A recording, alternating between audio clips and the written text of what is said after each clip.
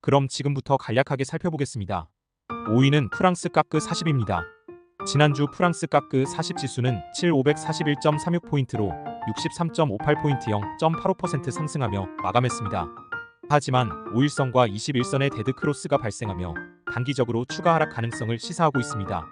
현재 지수는 7,500선에서 지지를 받는지 여부가 중요한 포인트로 떠오르고 있습니다. 만약 이 지점에서 지지가 실패한다면 7,450선까지 하락할 가능성이 커 보입니다.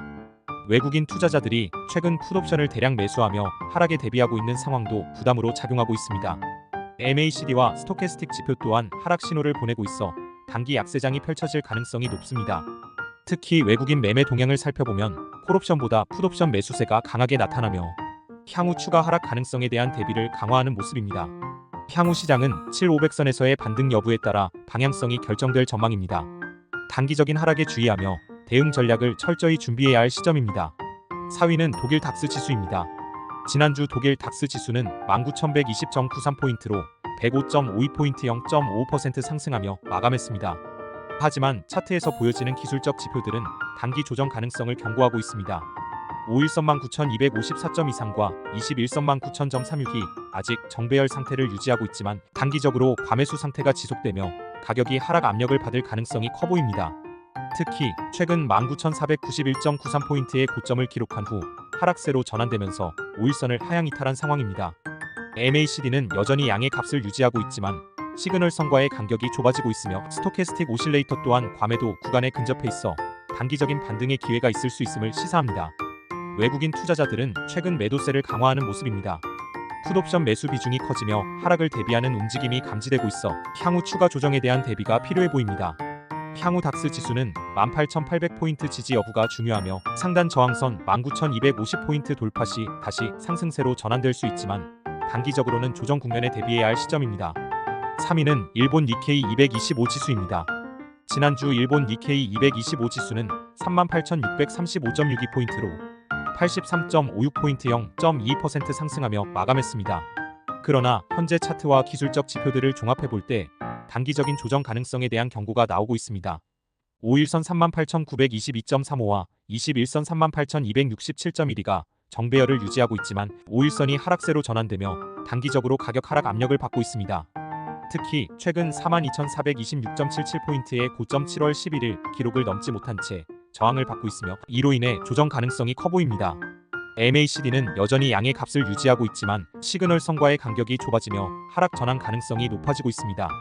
또한 스토캐스틱 지표 역시 과매도 구간에 진입해 있어 단기적으로 반등의 기회는 있을 수 있으나 확실한 상승 신호는 부족합니다.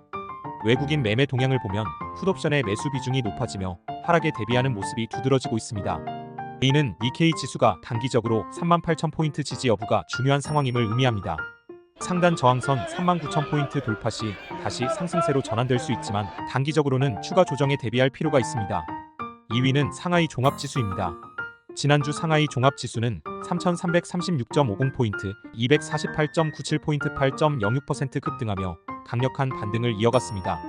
최근 2,689.70포인트 저점 9월 18일에서 시작된 상승세는 단기간에 가파르게 진행되며 기술적 지표들도 추가 상승 가능성을 시사하고 있습니다. 5일선 3,008.72포인트와 21선 2,923.50포인트가 강하게 상승 전환되며 지수는 정배열을 유지하고 있으며 MACD와 스토캐스틱 지표는 강한 상승 모멘텀을 뒷받침하고 있습니다. 단기 과매수 상태에 따른 조정 가능성은 있지만 현재 외국인의 콜옵션 매수 증가가 보여주듯 추가적인 상승 기대감이 커지고 있습니다.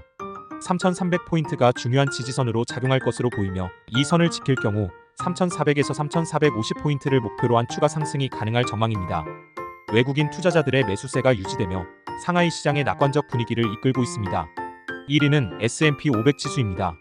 지난주 S&P 500 지수는 5,751.07포인트, 51.13포인트 0.90% 상승하며 강력한 상승세를 이어갔습니다. 5,700포인트에서 강력한 지지를 받고 있으며 외국인 투자자들의 콜옵션 매수세가 집중되면서 추가 상승 가능성이 커지고 있습니다. 5일선 5,729.14와 21선 5,672.50이 모두 상승세를 유지하며 정배열 상태를 유지하고 있어 기술적 지표들이 강력한 상승 모멘텀을 뒷받침하고 있습니다.